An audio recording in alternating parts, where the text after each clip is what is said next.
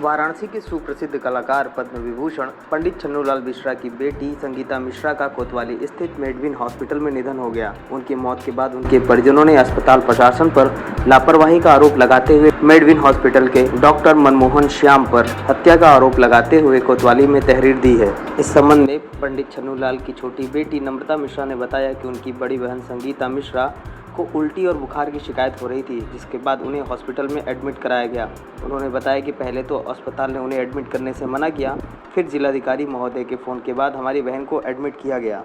इसके बाद 3 से 4 दिन तक उन्हें उनकी बहन से मिलने नहीं दिया गया। इस संबंध में पंडित छन्नूलाल ने भी डॉक्टरों से हाथ जोड़कर विनती की कि मेरी बेटी का चेहरा एक बार दिखा दीजिए। उसके बाद भी अस्पताल द्वारा कहा गया कि हम असमर्थ हैं और अभी नहीं दिखा सकते। नम्रता मिश्रा ने बताया कि उनकी मां के देहांत के बाद जब प्रधानमंत्री जी का कॉल आया तो पंडित छन्नूलाल ने आप बीती बताई और अपनी बेटी को एक बार देखने की गुजारिश की। उसके बाद वाराणसी के जिलाधिकारी के कहने पर 28 अप्रैल को उनकी बेटी से रात करीब 9 बजे कॉन्फ्रेंस कॉल कराया गया। इसमें वो बेड पर बैठी हुई दिखाई दे रही थी। उसके बाद 29 अप्रैल को अस्पताल के द्वारा उन्हें फ़ोन आता है कि उनकी दीदी की तबीयत बिगड़ रही है। उसके कुछ देर बाद ही परिजन अस्पताल पहुँचे। अस्पताल पहुँचने पर परिजनों से कहा गया कि BHU के 2 डॉक्टर आ रहे हैं, वही उनकी बहन को देखेंगे। उसके बाद करीब रात 2:30 बजे उनकी मौत हो गई।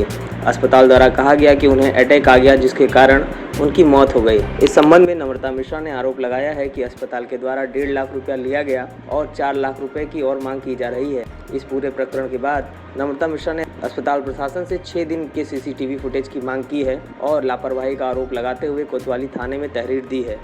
जी आप मुझे इसीलिए बुलाया गया था कि आपको फुटेज दिखाएंगे, आपको रिपोर्ट देंगे, आप आइए कल। कुछ नहीं मिला, डॉक्टर सारे लोग मुंह छुपा के बैठे हुए हैं, कोई है नहीं यहाँ पे, कौन नहीं आता अटेंडेंट। 1 घंटा हो गया दीदी, 1 घंटे से हम लोग यहाँ पे खड़े हैं। जी हाँ, मेरी दीदी की बेटी वो उसकी तबीयत बहुत खराब हो गई ये सुन के कि नानी जी गुजर गई हैं और माँ की तबीयत भी ऐसी है। तो वो यहाँ आई थी और यहाँ पे वो 1 घंटे खड़ी रही कि प्लीज़ डॉक्टर साहब एक बार दिखा दीजिए, टीवी खराब है, हम एक बार अपनी मम्मी को देखना चाहते हैं। उसे 1700 रुपये लेके उसे PPE किट दिया, पहना के ऊपर लेके गए, दूर से दिखाया, कोई बात नहीं हो पाई। दीदी कुछ बोलना चाहती थी, उन्होंने कहा बस कि कष्ट है बेटा, बहुत कष्ट है। और वो बगल में खड़ा एक आदमी बोला हाँ कुछ नहीं, वो कह रही है कि इस हॉस्पिटल में सब लोगों को कितना कष्ट है। तो मेरी दीदी की बेटी ने कहा कि कोई बात नहीं मम्मी, आप जल्दी से ठीक होकर आ जाइए, सब ठीक हो जाएगा, बस एक बार आप घर आ जाइए।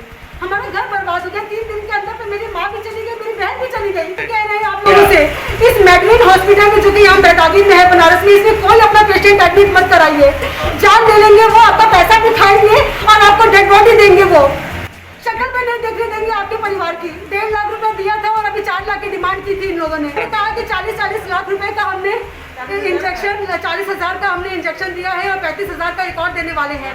सबसे महंगे वेंटिलेटर पे उनको रखा है और सबसे महंगा वाला बाईपैप हम उन्हें दे रहे हैं। इस वजह से आपको 4 लाख रुपए और देने। यहाँ पे आके एक चेस्ट फिजिशियन ने ये बात कही थी कि आपको ये सब देना पड़ेगा। उस इंजेक्शन का नाम नहीं पता है, उन्होंने बस कहा था कि जीवन रक्षक वो इंजेक्शन है और वो हमने लगा दिया है। डॉक्टर ने कहा कि हम लगा देंगे, उनकी वाइफ ने कहा कि नहीं लगा दिया है, हम पूछेंगे नहीं, हम पेशेंट को बचाएंगे, हमने लगा दिया और अभी 35,000 का एक और इंजेक्शन लगाने जा रहे हैं। इतने सब के बाद मेरी दीदी कहाँ क्यों मर गई, कहाँ गई, क्या हुआ उसके साथ 6 दिन, क्या खाया उसने, क्या पिया, कौन सी दवाई, टेस्ट, प्लीज़ हम हाथ जोड़े। मेरे पिताजी इस स्थिति में नहीं है कि इस समय वो यहाँ आके मीडिया से बात कर सके। मेरी दीदी के बारे में हमें बता दीजिए कि 6 दिन उनके साथ क्या हुआ, कैसे तड़प के मेरी दीदी ने यहाँ जान दी है। प्लीज़ प्रधानमंत्री जी, आप पिताजी के पैर छूते हैं, मेरे पिताजी आपको बहुत प्यार करते हैं, बहुत आशीर्वाद देते हैं।